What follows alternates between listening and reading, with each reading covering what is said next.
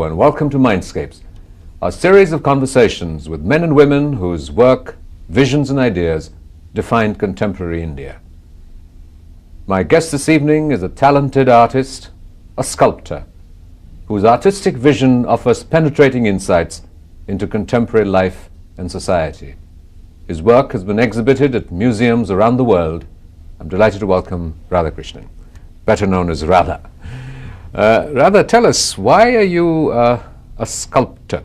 It's sort of one of the more, shall I say, seemingly less accessible art forms to the common man, if I could use that phrase. Yeah, initially I took to painting actually as a young boy, and inspired of my uncle who is a painter, and belonged to a school of painting which was popular in Kerala, that was Rajiv Mehrotra School of Art. And so I have this strong background of sort of growing with the atmosphere of making art. Painting. Yes, painting. Then I took to painting at the age of 8, I would say, and worked with him for almost 10 years, and that I was 18. And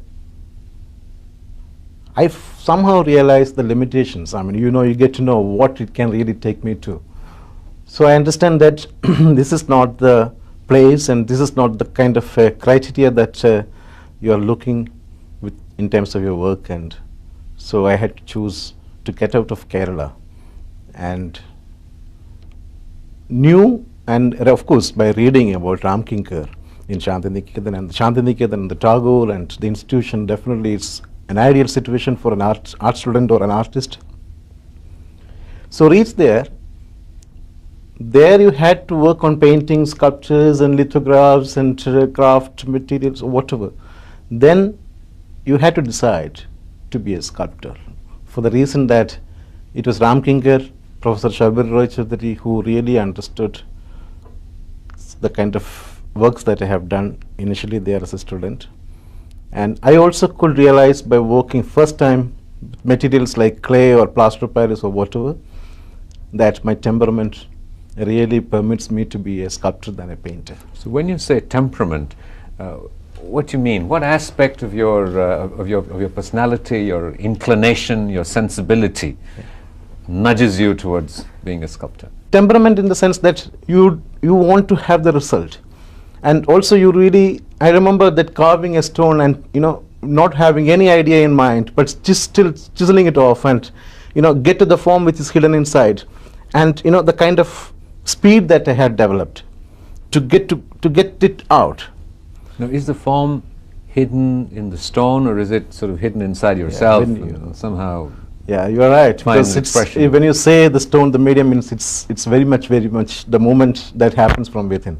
It is not outside you. So were you drawn to sculpture because it had a quality of three-dimensionality, solidity, enduring, calm, takes time to unfold, different from the romantic image we have of a frenzied painter sort of standing before his canvas and completing things in one outpouring of emotion and feeling? Yeah, it's true, because sculpture definitely takes its real space. I mean, when you deal with the painting or anything which is two-dimensional, that you are dealing with the pictorial space, and here, well, you can really, and also I always exhibit and I always write that please touch. I mean, like most of the art products are not really, artworks are not meant to be touched or anything, but the very concept of getting into the space, because you are creating a structured space, and also the kind of time that, you really get to experience it, and in relation to the kind of nature of the expression, that experience and the expression, naturally it's linked. And probably today I cannot think of anything which I cannot touch. Well, I think you've talked about space, experience and expression, and I think we should share with our viewers that this sculpture, which sort of forms the theme and the logo and the symbol of our program, is yours. In what ways does this manifest it? See, all the sculptures do start with the structure which I told you about, and like here, it's the globe. And so based on that structure, you were really trying to sort of relate to be a circular, and also to sort of what you call it, connecting people together, also to have the kind of scale that what we are seeing, it's meant to be monumental, because the very monumentality itself is a preconceived thing, because it's expected to be, well, one could really walk in and sort of climb up and experiencing in terms of, that it has a kind of a very collective view, and also to go close and to see a kind of a particular way of looking at it. And then, well, I suppose it's the basic idea was to connect people together, to make it into a global structure. And this central figure looking up at the heavens. Yeah.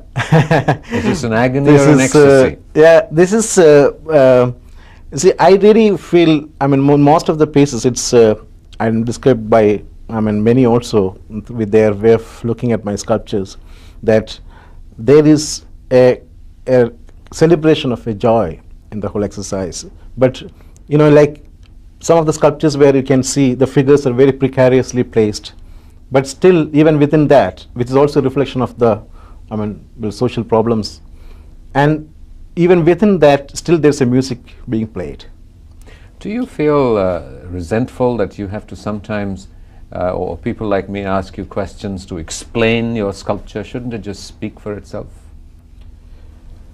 I suppose so, because it has, like, there is something that it adds to in one way or other. Like you look at a Tagore's painting, that you look at the, the woman that he has portrayed. It's sometimes it's good to know about Tagore and who is that woman to look at the painting better. So it really adds another dimension to the piece of art. Are you sometimes surprised at the interpretations that people ascribe to your work? I mean, it's not what you had thought of or intended, but what they see is something completely different and new. Which is very common, which is very, very naturally happening. Is that gratifying, or do you despair? Well, that's not what I intended, but yeah. They see I remember a sculpture which was like kind of, there were two figures.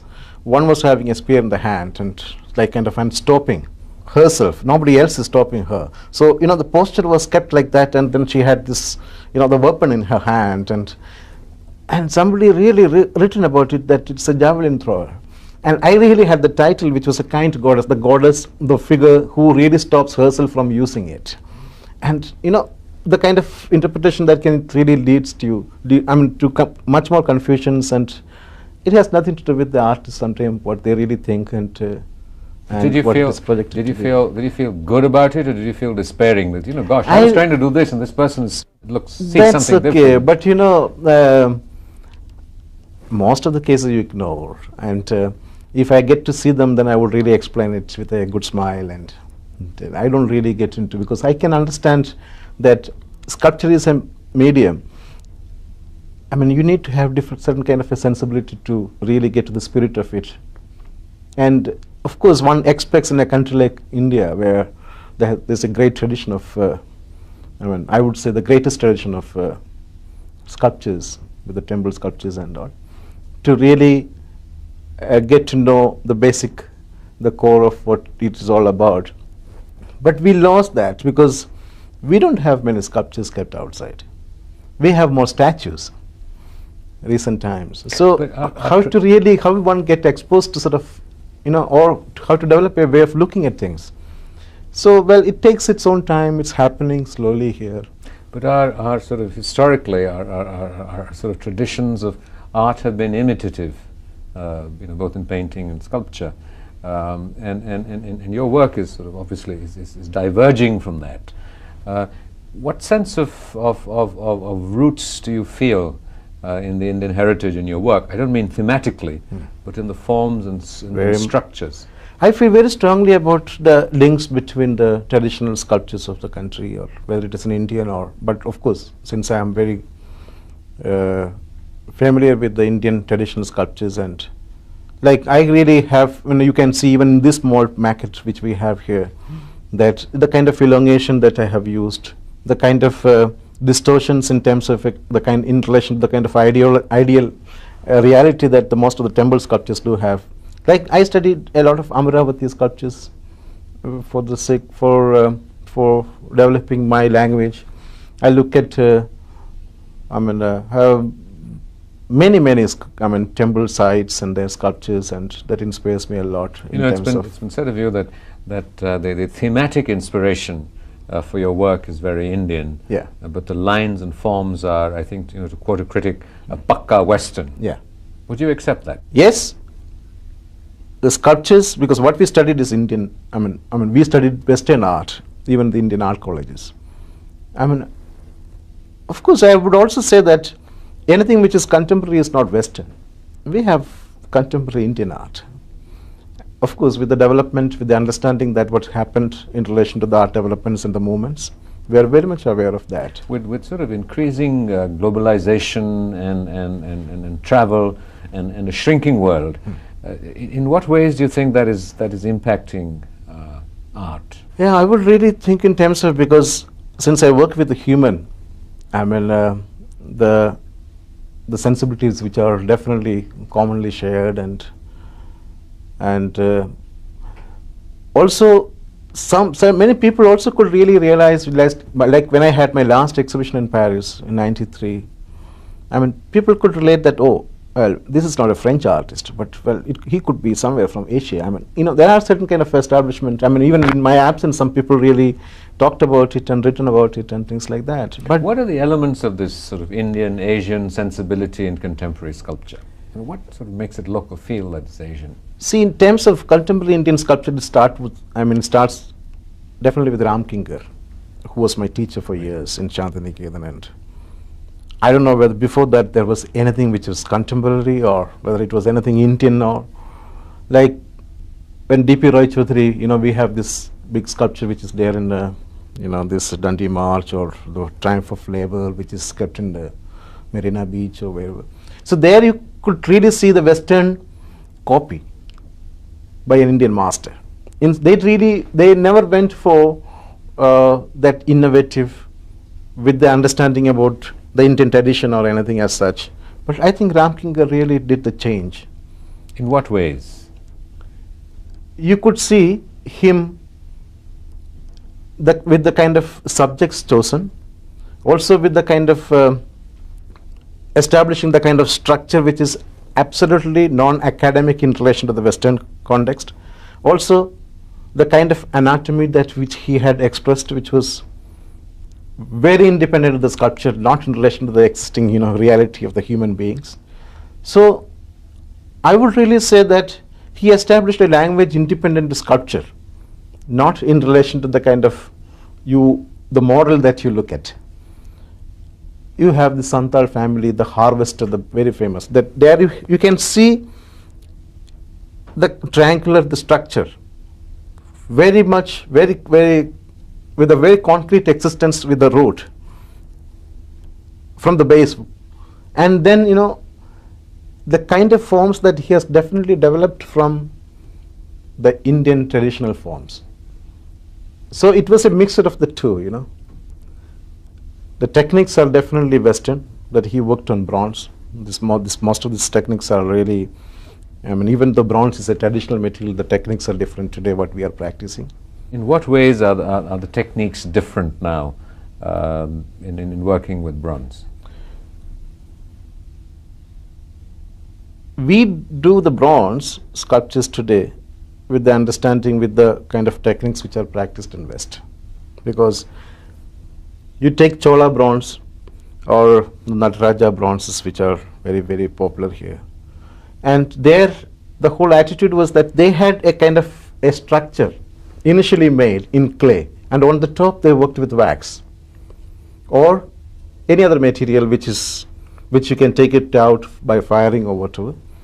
So you have the structure being made first, but we don't do that. We make the sculpture first, and then we have the core which is coming inside much later.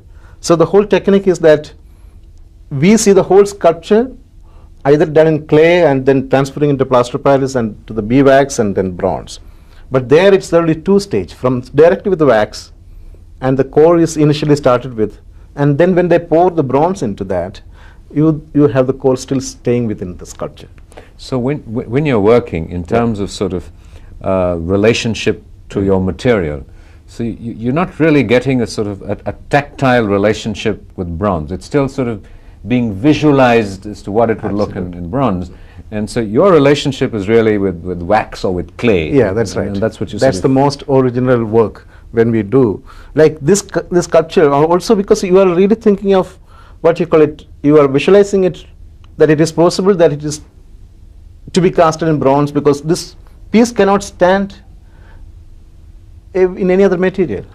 You see, you have very minimum support to the ground, and this, what you call it, this web that you have created cannot stand. It's not a what you call it. It's not an extracted thing. It's a kind of a built-up process, that like a building, bricks by bricks, that you really develop starting from nothing, and conceiving it for the medium bronze. Political systems and ideologies have had sort of sometimes turbulent attitudes and relationships to different arts. And there has been this great debate on the role of art, as Marx saw it, to the role of art in capitalist societies. What do you think that in a developing country like ours, with problems and suffering and poverty, what role, what function, what purpose does art, and particularly your kind of art, have? Yeah, I remember sometime, I really make an attempt to make sculptures which are very direct, kind of a statement, and addressing these problems posed or whatever. Like 50 years of independence, I was told to do a small sculpture, and there I did a box with many people on the top, one on the top and things like that. Very, very. One could also look at the kind of a structure I was trying to look at within the chaos. And instead of calling a freedom struggle or something, I thought, we are free to struggle. So that was probably even in that gaining that freedom to struggle. Also, there is a lot of optimistic way of looking at things. Also, like it's like a mask. That you have the mask, which may be the constant one, and that can depict, various expressions, joy and sorrows, but the mask remains the same. Would you say that art for a community that is struggling for survival is an indulgence, is a luxury? Why is it important? It is very important in terms of developing a sensible being, in the sense that one needs to be very, very sensitive in a situation like this. It's easy to go otherwise, but I think art helps a lot. To what degree in your work are you inspired, or do you draw upon the social external predicament, and to what degree do you draw upon your own sort of anguish and pain and questioning and a need for catharsis in physical form? Yeah, I think it's definitely the moment that happens from within is expressed, but the moment that happens within also is highly related from what's happening outside. So you don't really look for visual references and just depict that. I'm not on that trip. I think it's your understanding, your experiences, all that leads to a kind of a collective fund of your freedom, knowledge, that's definitely used as the reference material for starting a job. A lot of sculpture is used to sort of, shall we say, decorate or fill public spaces, external public spaces, and sculpture is expensive to own and to produce, and much of it presumably is commissioned work. Yeah. So when you are commissioned something, how do you relate to working to order, as it were, and working as an artist to your own creative needs or to fulfill those creative impulses? How do the two coexist? Yeah, it does work in a way like that. Like, there are not very many open sculptures here in a country like India, but which I really was sort of very keen for last few years to work on open air sculptures where the public comes in contact and things like that. A couple of years back, I was told by the Travel House, which is an ITC body, to install a sculpture, and of course I had the brief that it is a travel house, and this is the building, so you please think of something which is in relation to that. and with this high-tech traveling experience that the traveling, the experience by the people, but I really thought of the subject which is a rickshaw puller, where I could bring a human element of, because, and also I was I strongly felt since I was in Calcutta, and I thought that image could probably be brought to the people, and where that basic human trauma could be, expressed in a public space where people get to see them, and it's also kept on a higher platform where anybody on the road also can get to see this. So that's where, so you have the brief that it is a travel house, but you still have the freedom to sort of to choose what it, to come with the kind of an idea which anybody from any level can experience. When you're producing a piece of sculpture, yeah. What is your peak experience? What is your moment of the real high, or the highest of the highs? Every stage has its own changes happening. Like what is possible in clay, you are trying to explore, and then once it is transferred to plaster of Paris, because what is not possible in clay is again, you are doing plaster, and then you have the wax. Again, that's a liquid malleable medium, and there, you take, say, petrol, and you take out the highlights, which probably, you cannot do that on wax or whatever. So various stages definitely you are trying to do, and then, oh no, I should have done that in clay. Maybe, I'm so, like sort of lots of what you call it, that encounter. I mean, that's happening, and ultimately, of course, once the wax is casted. I mean, these are the three stages probably I enjoy the most. And when it's finally frozen in bronze, Yeah.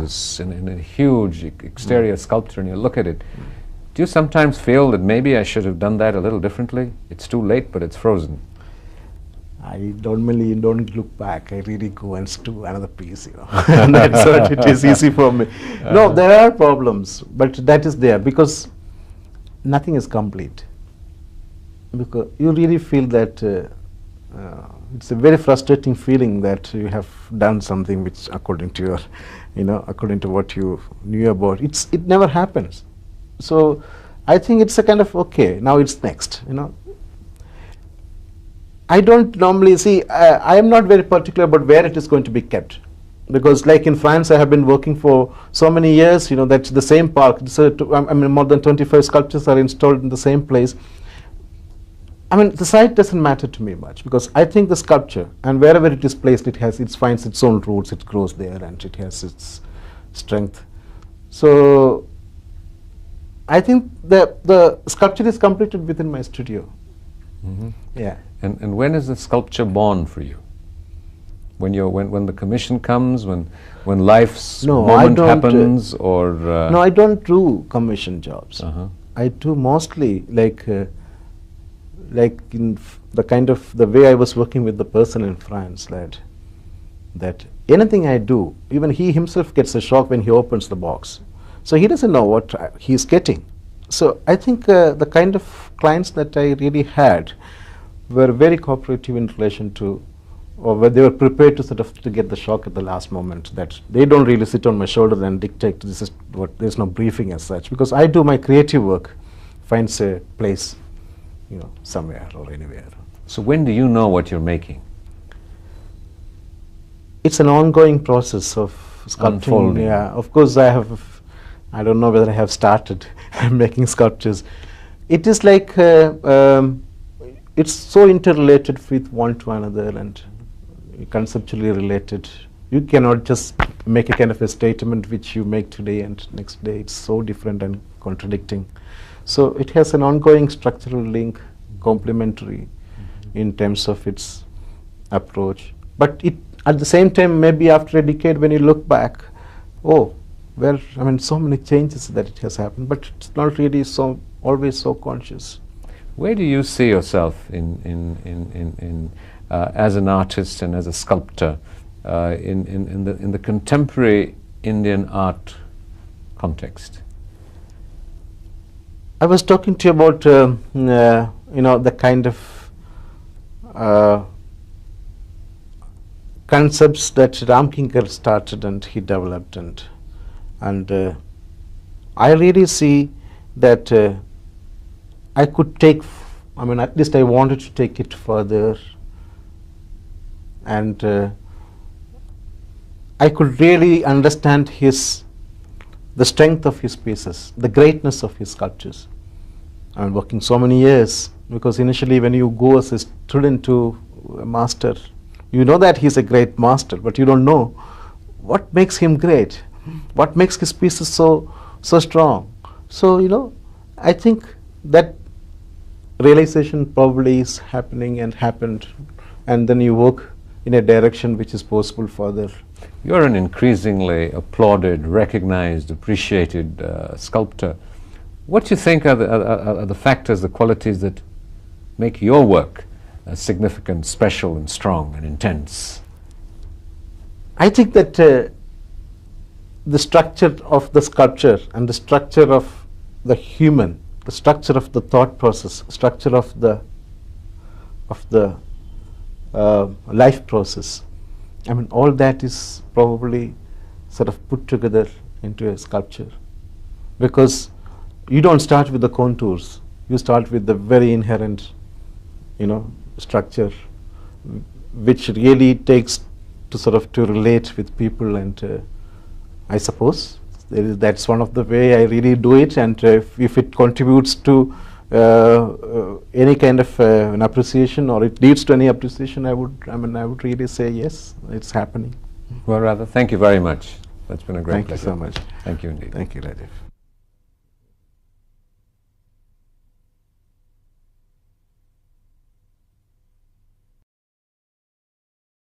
Accessible art forms to the common man, if I could use that phrase. Yeah, initially I took to painting actually as a young boy, and inspired of my uncle who is a painter, and belonged to a school of painting which was popular in Kerala, that was Ravi Verma School of Art. And so I have this strong background of sort of growing with the atmosphere of making art. Painting. Yes, painting. Then I took to painting at the age of 8, I would say, and worked with him for almost 10 years, and that I was 18. And I somehow realized the limitations. You get to know what it can really take me to. So I understand that this is not the place, and this is not the kind of criteria that you are looking with in terms of your work, and so I had to choose to get out of Kerala. Really, I remember that carving a stone and not having any idea in mind, but just still chiseling it off and get to the form which is hidden inside, and the kind of speed that I had developed to get it out. Now, is the form hidden in the stone, or is it sort of hidden inside yourself and somehow? Yeah, you are right. Because when you say the stone, the medium means it's very much the moment that happens from within. It is not outside you. So were you drawn to sculpture because it had a quality of three-dimensionality, solidity, enduring, calm, takes time to unfold, different from the romantic image we have of a frenzied painter sort of standing before his canvas and completing things in one outpouring of emotion and feeling. Yeah, it's true, because sculpture definitely takes its real space. When you deal with the painting or anything which is two-dimensional, that you are dealing with the pictorial space, and here, well, you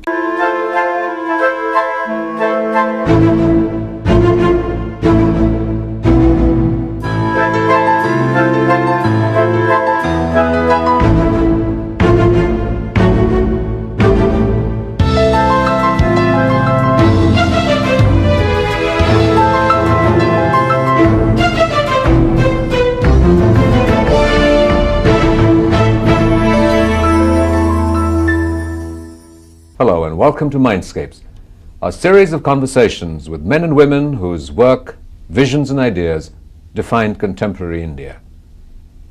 My guest this evening is a talented artist, a sculptor, whose artistic vision offers penetrating insights into contemporary life and society. His work has been exhibited at museums around the world. I'm delighted to welcome Radhakrishnan. better known as Radha. Radha, tell us, why are you a sculptor? It's sort of one of the more, shall I say, seemingly less and new, and of course by reading about Ramkinkar in Shantiniketan and the Tagore and the institution, definitely it's an ideal situation for an art student or an artist. So reach there you had to work on paintings, sculptures and lithographs and craft materials or whatever. Then you had to decide to be a sculptor, for the reason that it was Ramkinkar, Professor Sharbir Roy Chaudhary, who really understood the kind of works that I have done initially there as a student. And I also could realize by working first time with materials like clay or plaster of Paris or whatever, that my temperament really permits me to be a sculptor than a painter. So when you say temperament, what do you mean? What aspect of your personality, your inclination, your sensibility nudges you towards being a sculptor? Temperament in the sense that you want to have the result, and also you can really, and also I always exhibit and I always write that please touch. I mean, like most of the art products are not really, artworks are not meant to be touched or anything, but the very concept of getting into the space, because you are creating a structured space, and also the kind of time that you really get to experience it, and in relation to the kind of nature of the expression, that experience and the expression, naturally it's linked.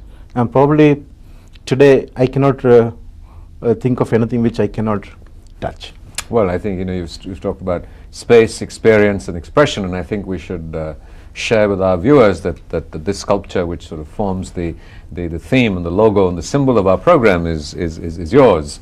In what ways does this manifest it? See, all the sculptures do start with the structure which I told you about, and like here it's the globe, and so based on that structure you were really trying to sort of relate to be a circular,